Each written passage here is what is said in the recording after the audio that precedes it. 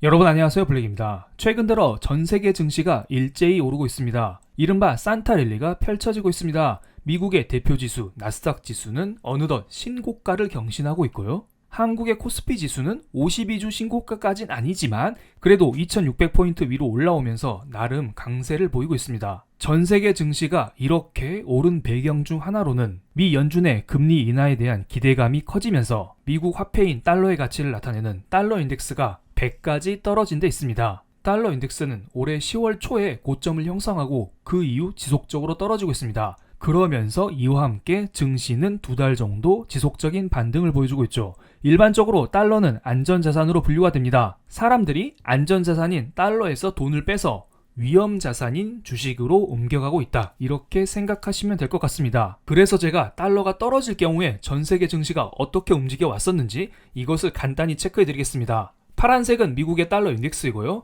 초록색은 미국의 S&P 500 지수입니다. 과거 2017년도 금리 인상이 진행 중이었지만 금리 인상에 대한 기대감이 약화됐었던 이때 달러가 떨어졌었죠. 그때 증시가 지속적으로 상승했었던 적이 있었고요. 그리고 코로나 경제 위기 이후 미 연준은 제로 금리까지 내리면서 경기를 살리는 데 최선을 다했었죠.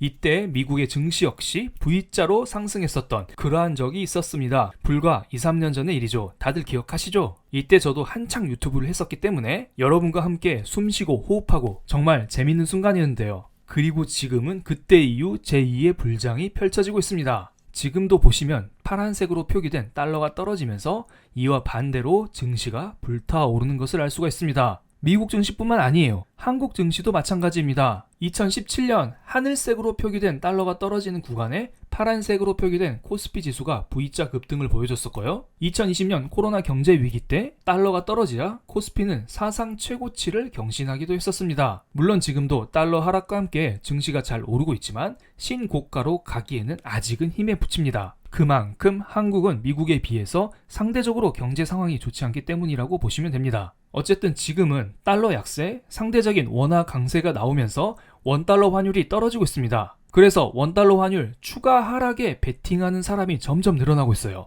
심지어 이런 상황 속에 달러 패권이 무너질 수 있다고 외치는 사람도 있습니다. 이건 너무 과하게 간 것 같은데요. 지금 현재 미국의 기준금리는 5.5%입니다. 꽤 높은 기준금리죠. 그래서 많은 사람들이 미국의 고금리 영향 때문에 2024년에는 경기 침체가 본격화된다, 미국 경제가 내년에는 꼬꾸라진다, 이런 말을 하는 사람이 있습니다. 불과 몇 달 전에만 해도 이 전망이 대세였습니다. 2023년에 미국 경제 멀쩡했지? 진짜 위기는 내년부터야. 내년 되면 경제가 무너져.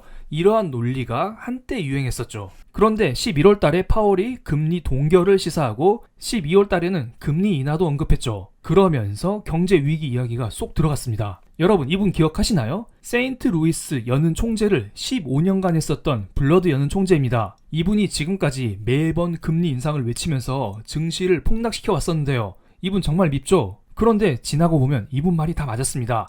이분이 매번 했던 이야기가 금리를 빨리 올려야 된다, 0.25% 올리면 안 된다, 0.75%씩 팍팍 올려야 된다, 이러한 매파적인 말을 서슴지 않았었는데요. 파월이 이분 말대로 했었다면은 인플레를 조금 더 빨리 잡을 수 있지 않았나, 이러한 아쉬움도 있어 보입니다. 어쨌든 우리에게 초강경 매파로 알려진 이분께서 미국 경제에 대한 전망을 하나 했습니다. 세인트 블러드 전 연은 총재가 매일 경제와의 인터뷰 자리에서 2024년 미국 경제는 경기 침체 없이 인플레이션을 낮추면서 연착륙할 수 있다. 앞으로 기준금리는 3에서 4% 수준을 유지하는 새로운 체제에 접어들 것이라고 밝혔습니다. 그러면서 혹시나 미국의 인플레이션이 다시 상승할 확률은 30%, 인플레이션이 지금 상태에서 계속 떨어질 확률이 70%라고 본다고 했습니다. 그리고 우리에게 투자 아이디어도 하나 제공했는데요. 미국의 장기 국채 수익률이 4에서 5% 사이라고 했습니다. 나름 이분이 생각하는 적정 금리죠. 그런데 미국의 10년물 국채금리가 3.8%까지 내려온 상황이에요. 그렇기 때문에 지금 상황, 미국의 국채금리가 4% 미만인 상황에서는 과도한 성장주에 대한 베팅은 자제하는 게 나아 보입니다. 물론 기보유자들은 적당히 알아서 조금씩 익절하면 될 일이고요. 요약해드리면 이와 같습니다. 앞으로 미국 경제는 완만한 침체를 겪으면서 이를 이겨내기 위해서 적당한 금리 인하를 할 수가 있고요. 두 번째로는 미국 경제는 급격한 침체를 겪으면서 이를 극복하기 위해서 급격한 금리 인하를 할 수 있습니다. 두 번째 경우에는 제로 금리까지 각오해야겠죠. 첫 번째 경우에는 미국 경제는 튼튼한 상태가 유지될 것입니다. 그러면서 달러 강세 흐름도 그대로 유지가 되겠죠? 첫 번째 시나리오, 미국이 약한 침체를 겪는 경우를 생각해 볼게요. 이것은 GDP 나우에 나타나 있는 미국의 4분기 GDP 전망치를 나타낸 것인데요. 미국의 4분기 GDP가 전분기 대비 연율로 환산해서 2.3%나 성장한다고 합니다. 세계 넘버원 경제 대국이 전분기 대비 2.3%나 성장한다니 이게 말이 되는 겁니까? 그만큼 지금 미국 경제는 고공행진을 펼치고 있습니다. 잘 나가고 있다는 거죠. 그런데 미국의 뒤통수를 치고 있는 게 바로 중국이에요. 이것은 3년 전에 나온 기사인데요. 원유의 최대 수입국 중국이 상하이 에너지 거래소를 설립해서 이곳에서 달러가 아닌 위안화로 결제하면서 위안화 국제화를 노리고 있다는 것입니다. 실제로 중국은 달러가 아닌 위안화로 원유 결제 비중을 조금씩 늘리고 있습니다. 파란색으로 표기된 게 글로벌 무역에서 위안화 결제 비중을 나타낸 것인데요. 2년 전 대비해서 꽤 많이 올라온 것을 알 수가 있습니다. 현재는 5%까지 올라온 상황이죠. 그렇지만 현재 아직까지 전 세계 무역의 50% 정도가 달러로 결제되고 있다고 하니까 아직 위안화의 국제화는 조금 멀었다 이런 생각이 들기도 합니다. 실제로 러시아 우크라이나 전쟁 이후에 러시아가 삐져서 달러가 아닌 위안화 결제 비중을 늘리고 있는데요. 이러한 영향으로 위안화의 결제 비중이 늘어나고 있다고 보시면 됩니다. 그런데 실제로 생각해보면 요즘에 중국 경제가 매우 좋지 않습니다. 중국발 경제 위기가 왔다고 해도 과언이 아니겠죠. 이러한 흐름을 봤을 때 위안화가 주도하는 세계 경제, 이것은 아직 멀었다 봅니다. 즉, 앞으로 달러 강세가 조금 더 유지될 가능성이 높다고 봅니다. 물론 금리 인하 움직임이 있기 때문에 당장은 아니겠지만 중장기적으로 봤을 때 그렇다는 것입니다. 그리고 이번에는 두 번째 시나리오를 생각해 볼게요.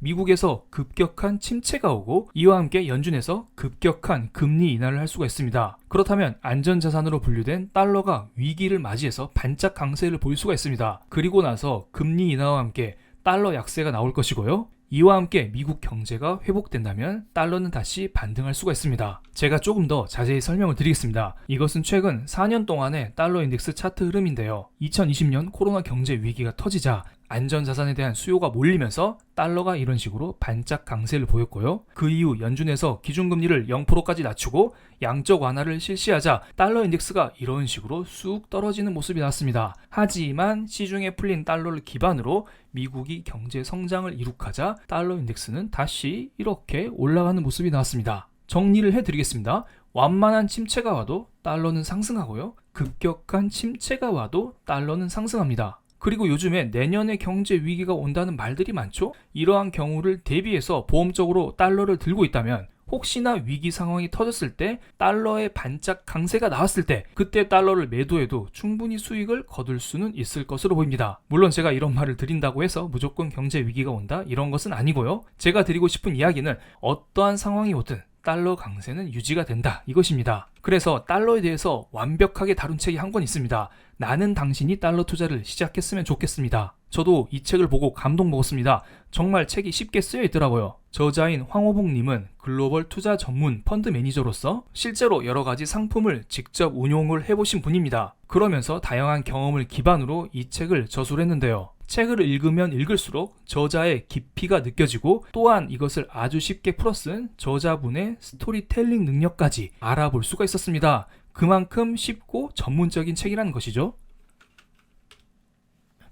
이 책은 총 4개의 장으로 구성이 되어 있는데요. 첫 번째는 달러에 대해서 전반적인 이야기가 나와 있고요. 두 번째는 우리가 환투자를 할 때 언제 달러가 오르는지 아니면 언제 달러가 내리는지 이런 경우가 하나둘씩 나와 있습니다. 그리고 세 번째는 달러의 가치를 결정하는 미 연준에 대해서 나타나 있고요. 그리고 우리가 달러에 대한 지식만 쌓이면 뭐합니까? 실제로 달러를 투자할 수가 있어야겠죠? 달러는 어떠한 비중으로 어떻게 투자하는지 이것에 대해서 아주 쉽고 자세하게 설명되어 있으니 관심 있으신 분들은 한번 읽어보시기 바랍니다. 그리고 저자분께서는 미중 갈등에 주목을 하고 있습니다. 현재 미중 패권 전쟁이 아직도 지속 중인데요. 하지만 결국에 미국이 승리하면서 전 세계 화폐는 위안화가 아니라 달러 중심으로 돌아간다는 것입니다. 그럼 여기에서 원달러 환율이 앞으로 어떻게 될지 저의 전망도 한꺼번에 설명을 드리겠습니다. 제가 몇 달 전에만 해도 원달러 환율이 1250원에서 1300원 이 사이에서 지속적으로 움직일 가능성이 높다라는 이야기를 드려왔었는데요. 그런데 최근에 파월 연준 의장이 대놓고 금리 인하를 이야기했었죠. 그러면서 환율의 밴드 하단이 조금 더 낮춰진 상황입니다. 제 기준으로는 추가적인 달러 약세가 혹시나 온다면 환율은 1200원까지 열어둬야겠지만 생각보다 급격한 환율 하락이 오기에는 어렵다. 이러한 의견을 드리겠습니다. 참고로 코로나 때 미국이 제로 금리까지 내렸을 때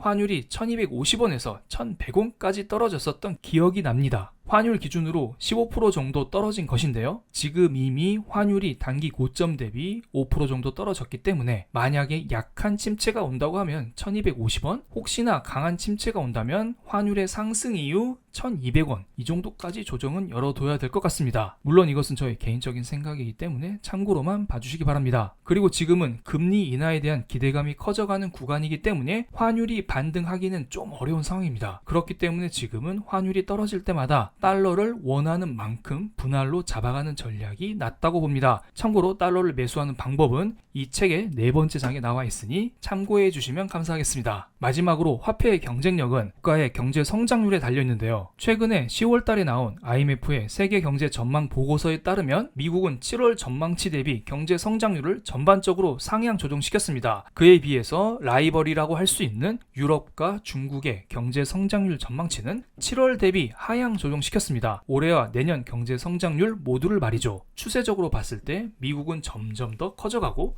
유럽과 중국은 점점 더 작아지고 있는 상황입니다. 그렇기 때문에 별다른 이변이 없는 한 전반적인 달러 강세 흐름은 유지되지 않을까 이런 생각을 하면서 오늘 영상은 이 정도로 마치겠습니다. 참고로 영상의 고정 댓글에 책을 구매할 수 있는 링크를 남겨드릴 테니 관심 있으신 분들은 한 번씩 클릭해 주시면 감사하겠습니다. 그럼 오늘 영상은 여기서 마치겠습니다. 제 영상이 마음에 드셨다면 구독, 좋아요, 알림 설정까지 부탁드리겠습니다. 감사합니다.